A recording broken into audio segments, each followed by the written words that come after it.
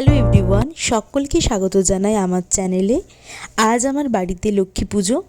তো এই লক্ষ্মী পুজোটি হয়ে থাকে আমাদের বাড়িতে 3বার, মানে ভাদ্র মাসে হয়, পৌষ মাস এবং চৈত্র মাস। শ্বশুরবাড়ি বাপের বাড়ি দুই বাড়িতেই পুজোটি হয়। তো এই পুজোতে আমাদের বাড়িতে খিচুড়ি ভোগ দেওয়া হয় না, অন্নভোগ প্রদান করা হয় মা লক্ষ্মী নারায়ণকে, তাও আবার গোবিন্দভোগ চাল দিয়ে। এখানটায় ঠাকুরের সমস্ত জিনিসপত্র রেখেছি যাতে চারদিকে না হয়ে যায়, তার জন্য। এখানে আছে সবজিপাতি, আছে কিছু কম করেই করব, আর এখানে আছে গোবিন্দভোগ চাল, তেল, সুজি, এই যে। আর আমার সেরকমভাবে ঠাকুরের কোনো বাসনপত্র নেই, ওই জন্য এটা গিফট পেয়েছিলাম, তো এটা ব্যবহার করা হয়নি, তো এটাই আছে। এটাতে আজকে ঠাকুরের সমস্ত ভোগ যা দেওয়ার দেব। শুক্লপক্ষের পূর্ণিমা তিথিতে লক্ষ্মী পুজোটি হয় আমাদের বাড়িতে। তো আমি স্নান ধান সেরে নিয়েছি, এবার ঠাকুরের ভোগের জন্য আয়োজন করছি। আজকে আমি রান্নাতে করব 5 রকমের ভাজা, বাঁধাকপির তরকারি, মুগের ডাল, চাটনি, পায়েস আর ঠাকুরের জন্য লুচি সুজি। তো চলুন ঝটপট করে এই আলু ভাজাগুলো গোল গোল করে কেটে নিই। আগে 5 রকমের ভাজাগুলো কেটে নিই। এখানে আমি আলু ভাজাগুলো আগে কেটে নিই, তারপর আমি বাকি ভাজাগুলো কাটবো।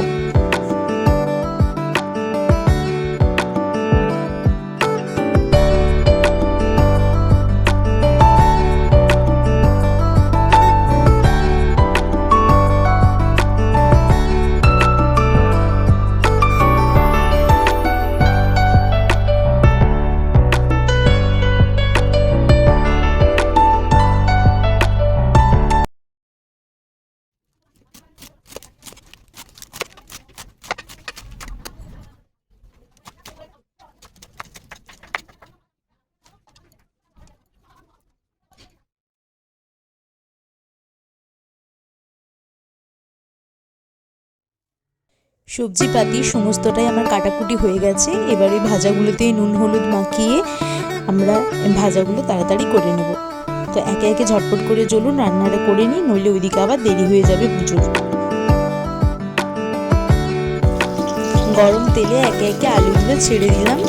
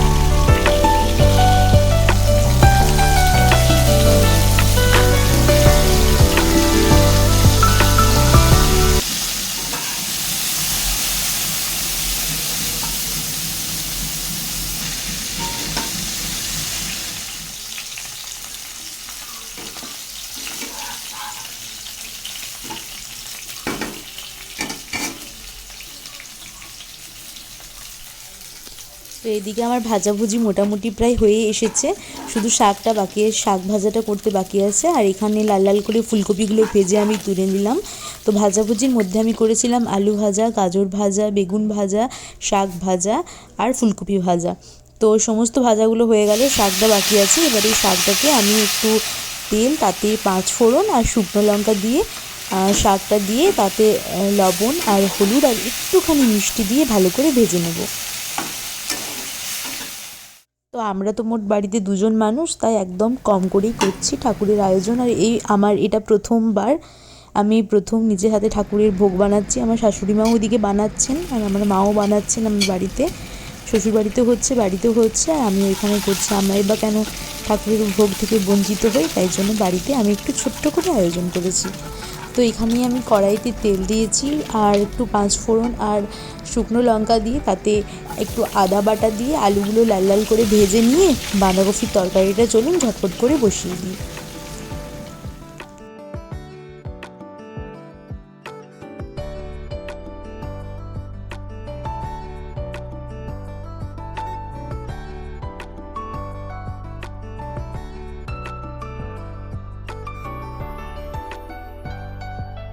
এখানে গুঁড়ো মশলার মধ্যে আমি লঙ্কা গুঁড়ো, হলুদ গুঁড়ো, জিরে গুঁড়ো, ধনে গুঁড়ো দিয়েছি আর একটুখানি লবণ দিয়েছি। তো ভালো করে এবারে এটা মিশিয়ে নিয়ে আমি এটা সেদ্ধ হতে ঢাকা দিয়ে দেব। আর ওইদিকে দেখুন আমার ডালও সেদ্ধ হয়ে গেছে।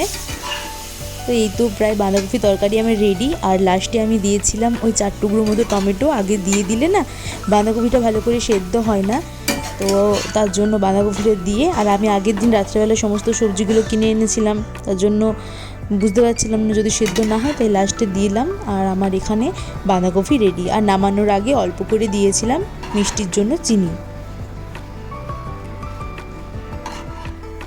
আর এরপর ঠাকুরের জন্য আমি ভাত বসাবো, অন্নভোগ বসাবো। তো এখানে আমি নিয়ে নিয়েছি চাল, তো চালটা ধুয়ে পর বসিয়ে দিলাম। আর এখানে অল্প করে লুচির জন্য ময়দা মাখলাম, ময়দা না আটা মাখলাম, তো ওটা লুচি হবে।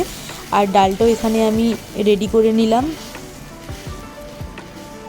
এবার এখনও বাকি আছে চাটনি করতে, পায়েস করতে, তো ওগুলোও চলুন ঝটপট করে বানিয়ে নিই। একদিকে ডাল হচ্ছে আর এই যে একদিকে আমার চাটনি হচ্ছে। তো চাটনিটাও আমার মোটামুটি হয়েই এসেছে। তো এরপর পালা হচ্ছে লুচি ভাজার। একে একে লুচিগুলো ঝটপট করে তেলের মধ্যে দিয়ে গরম গরম ভেজে নিই।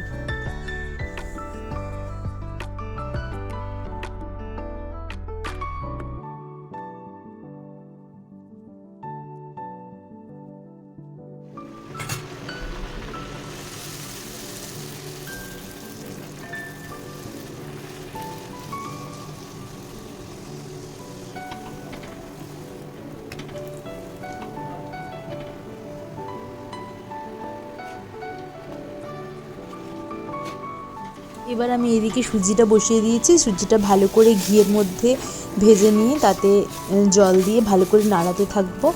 আর তারপর নামানোর আগে পরিমাণ মতো চিনি দিয়ে এটা আমি নামিয়ে নেব। সুজিতে আমি আজকে কাজু কিশমিশ কিচ্ছু অ্যাড করিনি, খুব তাড়াহুড়ো লাগছিলো, কারণ তখন মোটামুটি ওই 1-1:30 মতো বেজে গিয়েছিলো। তো যার জন্য সুজিটা আমি ঝটপট করে বসিয়ে নিলাম। আর দেখুন এদিকে আমার পায়েসও রেডি হয়ে গেছে। আমি আজকে গুড়ের বাতাসা দিয়ে পায়েস বানিয়েছি। এই লাল লাল পায়েসটা খেতে আমার খুব ভালো লাগে, আর আশা করি ঠাকুরেরও খেতে খুব ভালো লাগে। রান্না বান্না ওই দিকটা মোটামুটি কমপ্লিট হয়ে গেছে। এবার এই দিকটাতে ফলগুলো আমি ভালো করে পেটে সাজিয়ে নিই, ফল আর মিষ্টি। তো প্রথমে ভেবেছিলাম যে আমিই পুজো করব, তারপর শগুন বললো যে না তুমি এদিকে রান্নাবান্না করো, আমি তাহলে এদিকে পুজোটা করব। তো আমি এখানে ফল টল সব সাজিয়ে ওকে দিয়ে দিচ্ছি, ও পুজোটা করুক।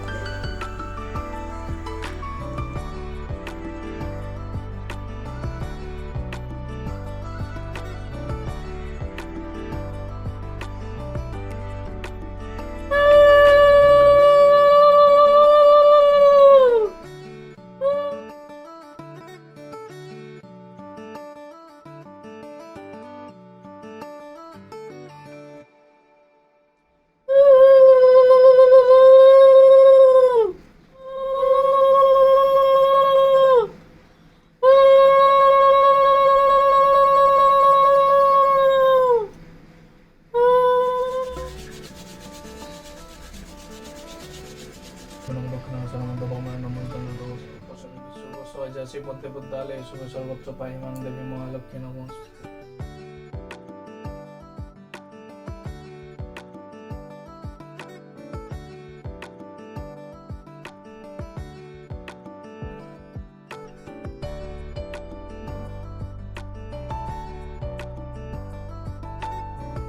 আমার রান্না হয়ে গিয়েছে, শকুন পুজো করছে এখানে, আমি ঠাকুরের ভাতটা বেড়ে নিয়ে আসছি। এরপর আজকে লক্ষ্মী পুজো, তার জন্যই সমস্ত আয়োজন করেছিলাম। তো এবার ঠাকুরের পুজো হবে, শকুন হলে পুজো করছে, এবার ভাতের ভোগটা চড়ানো হবে ঠাকুরকে।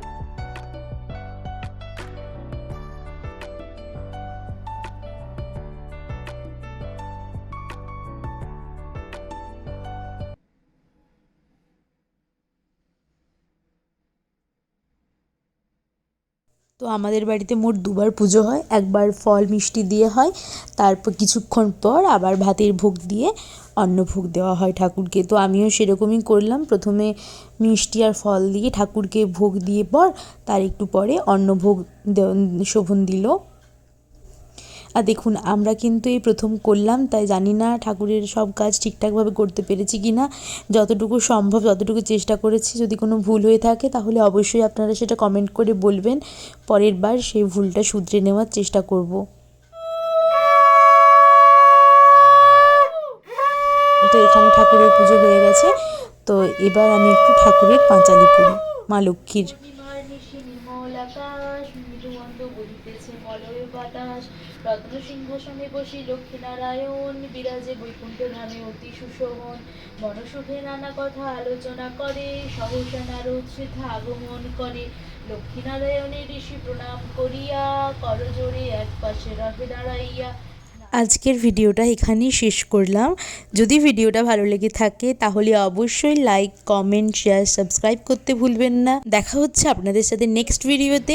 ততদিন অবধি সকলে খুব খুব খুব ভালো থাকবেন। শুদ্ধ বস্ত্র পরে দেয় সিঁদুর কপালে, অতিথিরে যেই নারী করয়ে পূজন, সর্বদা তাহারে আমি করি সংরক্ষণ।